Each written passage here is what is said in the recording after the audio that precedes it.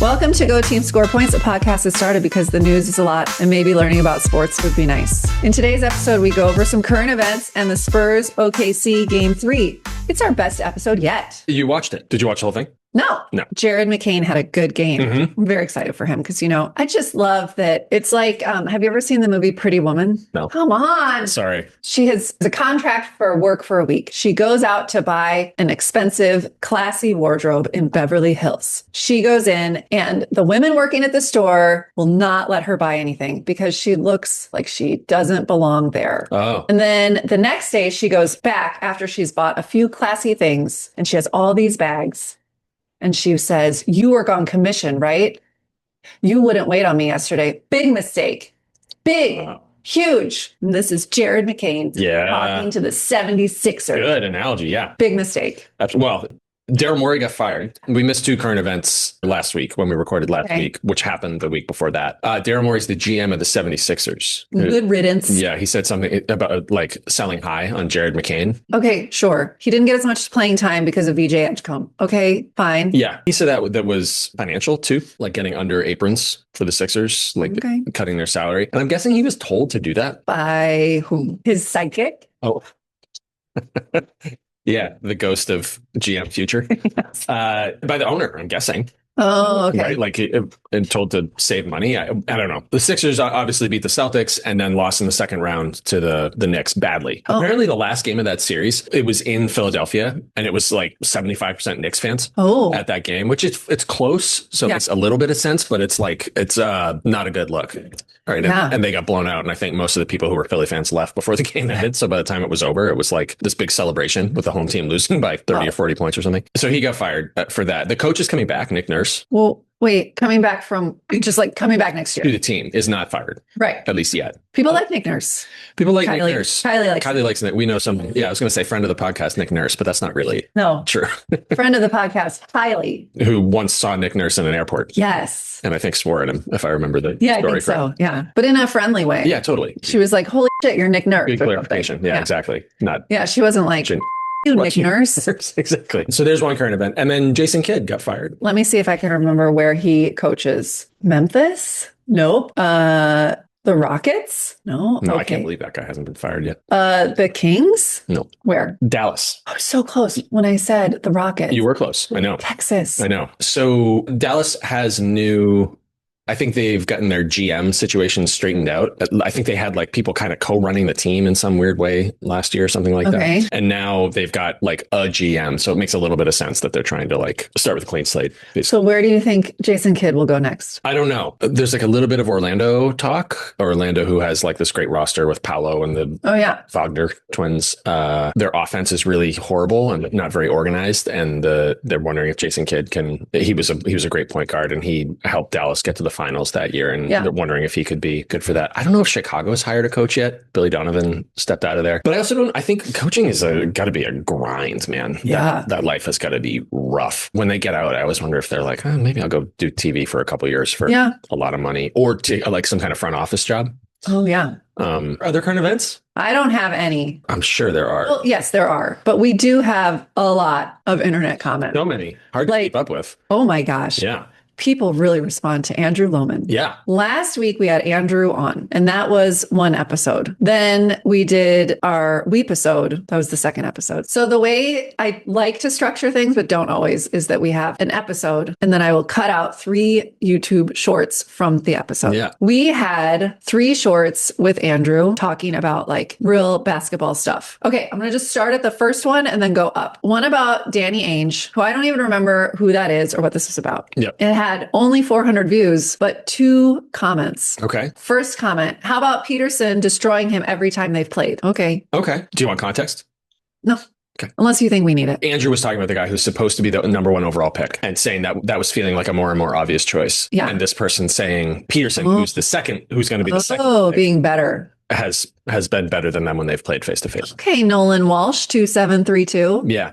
Now, here's my question. Does that sound aggressive because it's on the internet, or did he write that aggressively? Well, there is no question mark. So it's more of a statement. More of a statement. Yeah. How about that? Yeah. Okay. Hard to tell. The next comment on this, Danny Ainge. I think people don't realize that the Wizards front office is led by the same guys who helped build the OKC Thunder's current roster. Michael Winger, president of operations, and Will Dawkins, general manager. They are not new to this. I like this comment. I really like that comment. Yeah. And I did not realize that.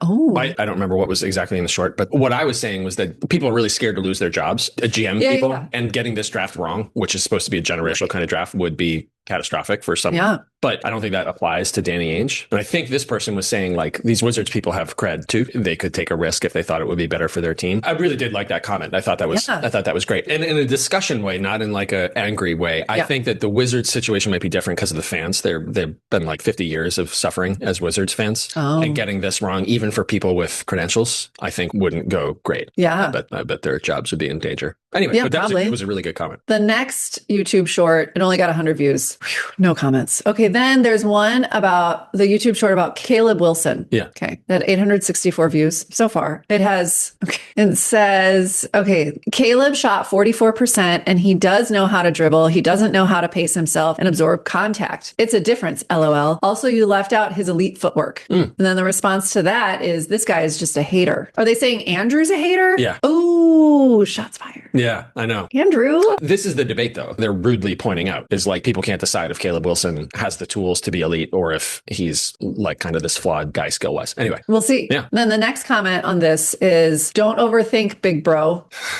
Big bro.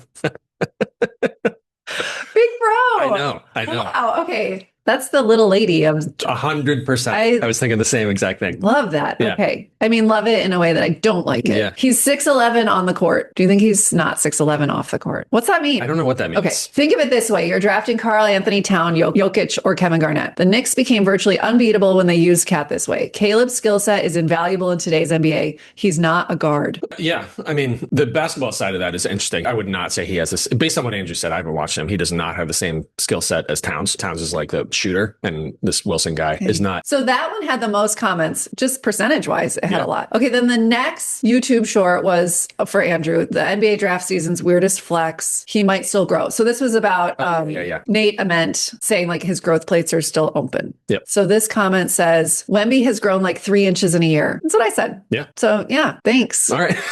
Okay, then, for the Weepisode, we talked about James Goldstein and what a piece of he is. Yeah. I stand by this. Yeah. So this comment, there's another new comment. Really? Okay. Is it equally hateful? Oh, it's somebody standing up for us. So the comment is, to call someone gross and a villain for being rich is just jealousy and hate when they are just too lazy to put in the work to become rich in the first place. And then there's a reply to that, thank you, that says, so you just skipped past everything they just explained. Yeah, exactly. Exactly. Yeah. I'm sorry. What hard work did he put in? But I guess this is so you skipped everything they just explained. Sure. And this is the point. Just a little bit about like, even if he did work hard, he made that money on the backs of like people on fixed income. Yes. People who've had a really hard time in life. He's like, maybe I'll take advantage of thousands of them to make these billions of dollars. But okay. Well, thanks, internet. Woo! Yeah. Okay. Wow. That's all we have for internet comments this week. Yikes. All right. Okay. Internet comments. Yeah. Tell me about a game. Let me tell you about a game. Cool. I watched part of Game 3 of the Spurs and Oklahoma City. I watched the first quarter. Okay. And let me tell you. Yeah. Okay, first of all, it was NBC Sports. Yeah. And NBC Sports has been around forever. And I think they have a legit product, unlike Amazon, which seems brand new. Yeah. However, they did not introduce the announcers. Like at all. Really? Yeah. You watched from the beginning? That's wild. Because I was like, I skipped forward a little and then I was like, wait, who are these people? So I skipped back, started again, and still was like, who are these people? So I Googled it and found out it's Mike Tirico on the play-by-play with Reggie Miller. That's right. And Jamal Crawford. They did show the sideline people, Zora Stevenson and Ashley Shah-Mahdi. Is it weird that like, since the NBA was a thing, it was all men, everybody. And then it was like, great, there are women doing the sideline reporting. Yeah. And now it's like, why are they just relegating women to only do sideline reporting? Like, can't they go sit at a table? Some, like the 76ers, I know. their person I know. Whose name I can't remember. No, I mean, I can't remember anybody's name except for Drew and Scal and Chris Marlowe and Scott Hastings. Right. To be fair. My point is, Doris Burke is doing the hard work. When you said that, it hit me as like, of course, there were only women doing side lab reporting. And of course, there were only men at the table. America still kind of hates women. Yeah. All right. Okay, this game was played in San Antonio, so home court advantage for the Spurs. How do you feel about the stance, what they're doing in the stance with each section having a different color? OKC does it with everybody wearing blue. Right. Nearly every team does some kind of like whiteout, blackout, whatever thing. I can't quite identify the memory, but that color trend is something from the 90s, and I can't put my finger on it. I thought it was Tostitos chips. Yeah. I still think it might be. Those colors were some sort of marketing something from the 90s. So every time I see it, I'm like, ooh, there's something very familiar about this color scheme, and I can't tell what. This is where I need an internet comment. Yeah. Someone please tell me what I'm thinking of from the 90s that is these three colors. Should they call you little girl when they do it or no? Or big bro. Or big bro. Don't call me big bro. No. Or little girl. You can call me Dr. Farley. Yeah. Okay. All right. So we're in San Antonio, home court advantage Spurs.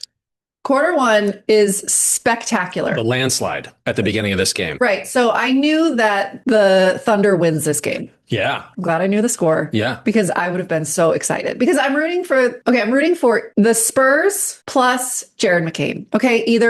I'm rooting for either of those. Yeah. So I win no matter what. They start so strong. Ridiculous. And Wemby's 3-point shots are like all logo or logo adjacent threes. Adjacent. Yeah. He's logo curious. Yeah, exactly. Every one of them, you're like, and the angle is always so weird. Yeah. Like, yeah. He like drives it in. It's bizarre. Yeah. The whole trajectory of the shot is just different. Yeah. I'm with you. My notes say the Spurs are up 5-0. Then they're up 10-0. Then 15-0. The announcers said that the last time there was this score that started off a playoff game was in the bubble. Yeah. I can't remember which team. I think Lakers. It was the Lakers in the bubble. Yeah. Yeah. So it was like so exciting. It's really exciting. Yeah. Yeah, the energy. Then McCain runs down the court and scores, and the announcers say he did everything but a TikTok dance on that one. Yeah. That is something the announcers said that I was like, yeah, that's fun. Thinking about you on that. They kept joking about it for a second, too. They're like, he doesn't need any help with his TikToks or something like that. Sorry, you watched this game? Yeah. What? I did.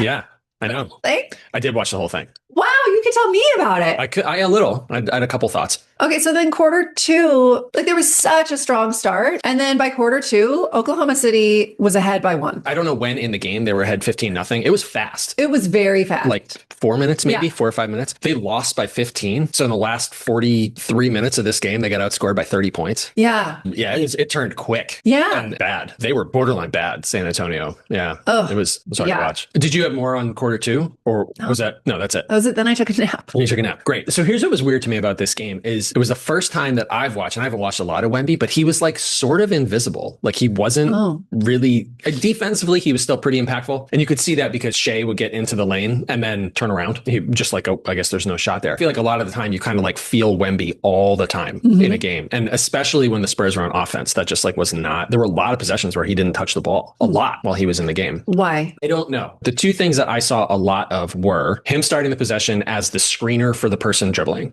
So like De'Aaron Fox or Dylan Harper, sometimes Steph Castle would like dribble up the court by themselves. And then Wemby would be the person who sets the first screen. And after you set a screen, often what you do is roll to the basket, especially if you're 7'7". And the Thunder just like seized up on the lane. They just all went into the lane and got in his way. There were like very, very few clean looks for him catching the ball with both feet in the paint. The other thing that Spurs were doing a lot on offense was Wemby would start the possession in the corner and not be that first primary screener. And a lot of those possessions just kind of went nowhere. Like he never moved and like never got the ball. It was weird. I couldn't really figure out what the Spurs were doing or like what was so different about this game.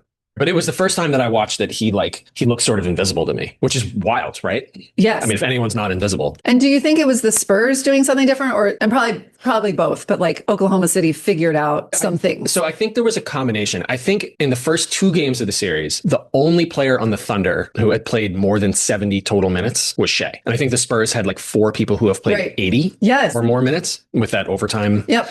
first game. And Wemby, there was a graphic that went up yesterday that the minutes that he played in the first 2 games were the most he's ever played in any 2-game stretch. And there's a little piece of me that's like, is he 100% healthy? Yeah. A bigger piece of me is like, is he just like tired? Yeah. I mean, the game 2 talk was all this guy Hartenstein. Do you know that guy? Did he pull the hair? Yeah, that's right. Did they show that replay? No, like students showed it to me. Oh, you who like dunks, the Steph Castle, do you know? Yeah. Had like maybe the most violent dunk I've ever seen, like on Hartenstein's head earlier in game 2. Yeah. And there was a lot of talk about how that was Hartenstein's revenge, was to pull his hair. Oh, not a great look. But anyway, so in game 2, Hartenstein's job was very clearly like beat Wemby up. It was ugly. It was like hard to watch. Like they would slow it down and Hartenstein would be like pulling his shoulders down. Wow. And the refs just like didn't really call it. And I don't blame that game or whatever, the foul baiting, the Shai game. Like he's just trying to win. Like if the refs are going to call it, like it's not Shai's fault that he figured out something that like no one else is being stopped from doing that. You could almost watch Hartenstein in the second game be like, really? You're not going to call this? Okay. I'll keep yanking on his jersey, or I'll keep on like pulling him away or whatever he was doing. And I think like, I don't know what Hartenstein is, 6'11", 260 pounds, 270 pounds. Like, and Wemby's not thick or like, if I was, someone Hartenstein's size was leaning on me for 40 minutes trying to be tiring and hitting me in the ribs and all that. So I don't know if Wemby's hurt or if he's tired or what's going on, but he's still growing. He's got growing pains. So totally. He needs a lot of sleep. Needs a lot of sleep. Yeah. He did not look right to me. He didn't look explosive to me. I was actually wondering, they never would have done it because you can't when you're playing the Thunder. But there was a little piece of me after that game 1 that he had, which was in Oklahoma City. He played almost 50 minutes and was like, had, the best game that the NBA's seen in 20 years. Mistakes like that. If they should have just sat him for game 2. They couldn't, and they wouldn't without a reason. But I was like, every team's going to say they want to win every game. But if someone told the Spurs coming out of Oklahoma City that you're going to have won one of those 2 games, and then we'll figure out the rest of the series, I think they would have been like, okay, we'll take that. Maybe not. Maybe they'd probably want to sweep them. But if they told him like, look, you can go 1-1 and Wemby will be 95% for the rest of the series, or maybe you win both, but Wemby's going to be 80% for the rest of the series, I wonder if they would have been like, we'd rather have him healthier. To be clear, I want the Spurs to win. Yeah. But I just think that Oklahoma City is kind of unstoppable. It looked that way in these last 2 games. Yeah. And Shai was not himself in the first game. He's just trying to figure out what they were doing. And there was a great slow motion replay of him after he made a really big shot right at the end of game 2, where he was, I think he was talking to someone on his bench, and he was like, right at the end of the game, he just made a shot to put the game basically out of reach. And he said, he was like, calm down, is what he said to his bench. He's like, we're fine. You know what I mean? Like, it was cool to hear him say that. And I think like the nature of coverage of sports is so, you have to fill 24 hours. And it's like, he had a game where he scored 23 points instead of 27. And everyone's like, what's wrong with Shai? You know what I mean? And from his perspective, he's like, look, we got to win 4 out of the next 6 games. There's a lot of adjustments we can make. So I don't know. He was so good in these last 2 games. Did you see he scored 0 points in the first quarter, but he might've had like 6 assists in that corner or something like that. He was just making the right play all the time.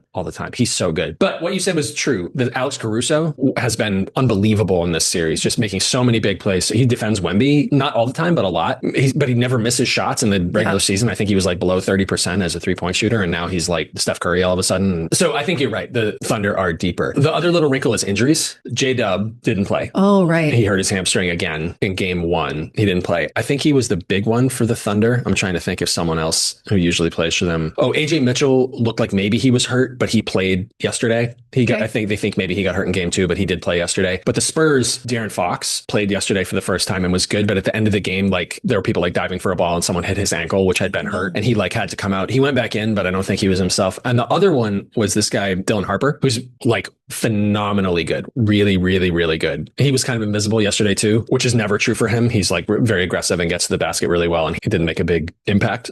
So I don't know. I don't know what the answer would be in the playoffs in terms of managing injuries. It's like these games are just so physical and so long. It's really, really hard. So I'll be really curious what happens at game 4. There's a little piece of me that thinks like, I'm not sure the Spurs are going to win again in this series. Like the Thunder seem to have figured out whatever they're doing to neutralize Wemby. And the Spurs just weren't really making shots. We'll see. Maybe I'm wrong. Maybe they'll figure We'll see. That's it for the game. I think that's it for the game. Here's the one other thing I'll say is that in game 2, the Thunder like went into this mode of like whatever Wemby did in game 1, he's not doing again. And we're going to like bend the rules. Yeah. I wonder what the Spurs move for that is. Like, what if they just put in the last guy on their bench and had them foul Shai like really hard.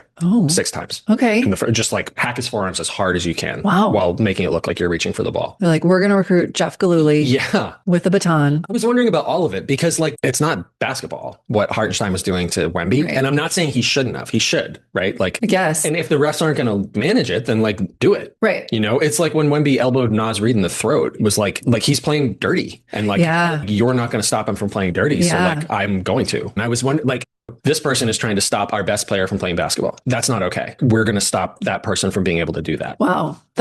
I think that's kind of like nuclear escalation. Bold. Yeah. Yeah. Like what the Thunder were doing was really bold. If you watch like a cut up of everything that Hartenstein did, it'd be like a 4-minute tape. I'm sure that the Spurs made it and sent it to the NBA to be like, you need to fix this. But if you watch that video, you'd be like, my God, he's like assaulting him. I don't know why the Spurs wouldn't respond in kind. I'm curious about where this is going to go. We'll see. Okay. That's all I had. Okay. Thanks for telling me about the game. You're welcome. MVP? Are we there? Yeah, we're there. We're there. Who's your MVP? Jared McCain. Yeah. Good one. Again, he's my MVP so often. Yeah. Yeah, I love that guy. Shai was really, really good. Every time Wemby shot free throws, the crowd was chanting MVP, like he should have won it. And he didn't have a very good game, Wemby, and certainly not compared to Shai. I was like, the optics on this aren't great. But anyway, so Shai was mine. LVP? Adam Silver for not getting glasses that look nice. Well, he has $1 zillion. $1 zillion. Why is he wearing this? Who's your LVP? Some combination of injuries in the NBA. You say that every week. I know, but it's like, it keeps on being a big deal. I don't know. 2 of the Spurs' 4 best players are either not playing or not themselves in these first games, and J-Dub didn't play in this game. I just like make it a little less money, take a couple days off and have a better product. Yeah, that's my LVP too. You took mine. Okay, what we learned? Yeah, what did we learn? There was a little bit learning that like Wemby's human. Ooh. You know, even in game 2, it was like he didn't have the game he had in game 1, but he was still kind of everywhere all the time. In the second half of this game, he just like didn't feel that impactful. He wasn't like taking a lot of shots. He wasn't getting to his spots. So I think that was mine. I hate to be premature on this, but I think I learned that the competition between the Spurs and the Thunder is not as close as I thought it was. Or that I had hoped it was. Yeah. I still want the Spurs to win, but I think I've learned that I think the chance is very small. Yeah. Yeah. The depth. Yeah. That was a great call. Like the number of people, I think the bench scoring in this series has been like wildly lopsided, that the Thunder's bench is just crushing the Spurs. So confusing. The most confusing part I thought was like how fast the Thunder were able to like turn around. Yeah. What looked like, I mean, it was... Yeah, it looked like it was going to be a 40-point. They were turning over the ball. Like, the Spurs were scoring, and the Thunder were making tons of mistakes. And, like, in just a quarter. Right. It was like the halfway point. It was... Yeah. That was confusing. I think Caruso is my most confusing part. He does not seem like he should be able to do everything he does. It's almost like that Celtics regular season where it's like, is this what you get just from trying hard? And he just seems like he's trying harder, which doesn't seem like it should be a thing. But anyway, he's been great for them. So why doesn't everyone try that hard is my most confusing part. Do you try that hard? No. It's hard to try hard all the time. Yeah, it is. It takes a lot of concentration. Yeah. Did we do it? We did it. Good job. Good job. Thank you for listening to Go Team Score Points. Today's episode was edited by Irish. You can reach us at goteamscorepoints@gmail.com. Join us later this week when we're going to play a game where we build teams. NBA teams. NBA teams. Great. Okay. Good job.